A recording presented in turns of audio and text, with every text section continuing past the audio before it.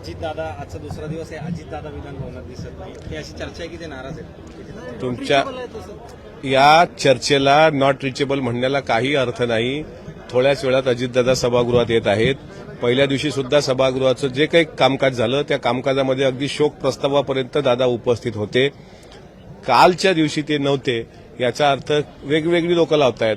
आमच्या विरोधातला एक गट आहे तुतारी नावाचा, तो सांगतोय दादा थेट दिल्लीला गेले. कोणी सांगतायत की दादा नाराज आहेत, कोणी सांगतायत त्यांना खातं हे हवंय. त्यामुळे या बाष्कळ चर्चेला काही अर्थ नाही. दादा नागपुरातच होते, नागपुरातच आहेत. अनिल पाटील असं म्हणाले की मी भेटण्यासाठी गेलो तो मला सुद्धा भेटले, मला पण त्यांना भेटत नाही. नाही असं नसतं हो. दादा प्रत्येक कार्यकर्त्याला भेटतात. ठीक आहे, कुठल्या कामात व्यस्त असतील. वन नेशन वन इलेक्शनचं आज बिल येते संसदमध्ये. काही असं असेल कुठं मोठं कारण. मी पण कालपासून भेटण्याचा प्रयत्न करतोय, पण मला आजचा वेळ मिळाला. अनिल पाटील साहेब गेले, त्यांना मिळाला नसेल, त्यांना भेटेल ना वेळ. दादा कुठल्या कार्यकर्त्याला डावलत नाहीत. हेच तर दादाचं वेगळेपण आहे. छगन भुजबळांसारख्या सिनियर लीडरला आमच्या प्रमुख नेत्यांपैकी एक होते, त्यांना मंत्रिमंडळातून डावलण्यात आलं. काय आजही ते आमच्या पक्षातल्या प्रमुख नेत्यांपैकीच एक आहेत.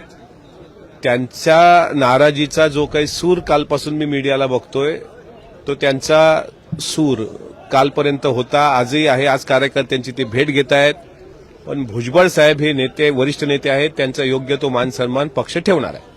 त्यांनी असं सांगितलंय काल, जिथे नाही चायना वहां क्या रहना, याचा अर्थ ते त्यांना स्पष्ट सांगतायत की पक्ष सोडण्याच्या निवांत वेळात अभंग गाणे म्हणायची साहेबांना नेहमीपासून आदत लागलेली आदत आहे. त्यामुळे त्यातून मिश्किलपणे त्यांनी ते उद्गार केले. त्यांच्या समर्थकांनी अजित पवारांच्या प्रतिमेला जोडे मारो आंदोलन केले. ते भुजबळ साहेबाचे समर्थक असू शकत नाहीत. अर्ध्या हळकुंडानं पिवळे झालेले असे जे काही कार्यकर्ते असतील, जे दादांच्या फोटोला जोडे मारो आंदोलन, त्यांच्या मुर्दाबादचे नारे, यांना काय राष्ट्रवादी काँग्रेस पक्षाची विचारधारा आणि शिवशाहू फुले आंबेडकरांचा विचार समजलाय.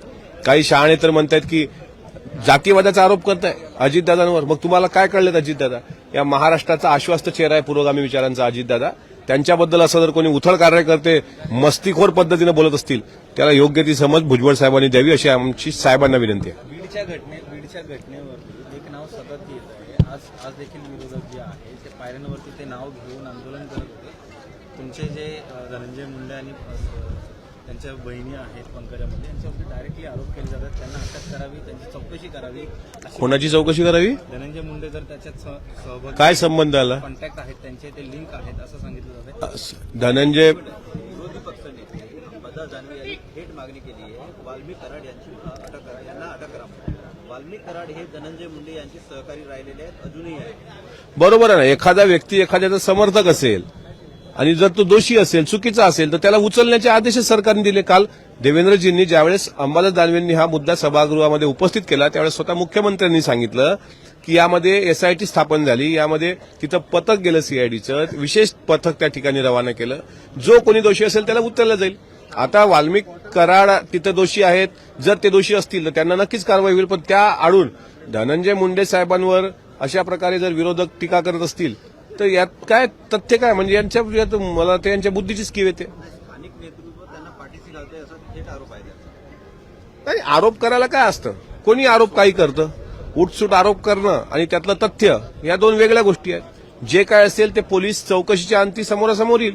आमचं म्हणणं असं आहे की देशमुख ज्यांची ती निर्गुणपणे हत्या झाली सरपंचांची, ते अत्यंत लोकप्रिय सरपंच त्या ठिकाणी होते, त्यांच्या हत्येचा योग्य तो पाठपुरावा करून जे कोणी आरोपी असतील त्याला कठोर शासन झालं पाहिजे. मात्र या आडून जर विरोधक गलिच्छ राजकारण करून राष्ट्रवादीच्याच पक्षनेत्यांना बदनाम करत असतील तर मला असं वाटतं त्यांच्या बुद्धीची कीव माझ्यासारख्याला येणं स्वाभाविक. विधान परिषद सभापतीची निवड होणं बाकी आहे. आज काय नेमकं काम करण्याचं? मला असं कळतं की आज प्रत्येक पक्षाकडून व्हीप जारी होणार आहे आणि त्या व्हीपचं आम्हाला पालन करावं लागेल. आणि भारतीय जनता पार्टी पण आग्रही आहे, राष्ट्रवादी पण आग्रही आहे, शिंदेसाहेब पण आग्रही आहेत. शेवटी ज्याच्याकडे जास्त बलाबल असेल अंतिम निर्णय तिन्ही महायुतीचे एकत्र घटक येऊन ठरवतील. मंत्रिमंडळात मिटकरींना संधी नाही, पण सभापतीपदी संधी तुम्ही का असे माझ्या मागा लागलात? माझा 1-1.5 वर्षाचा कार्यकाळ राहिला तो सुखाने काढू दे की राव मला. त्याच्यामुळं मी तुकोबाचा अभंग ठेविले अनंते तैसेची राहावे, चित्ती असू द्यावे समाधान. ज्या माणसाच्या चित्तात समाधान असते त्या माणसाला बीपी शुगरचे आजार नसतात.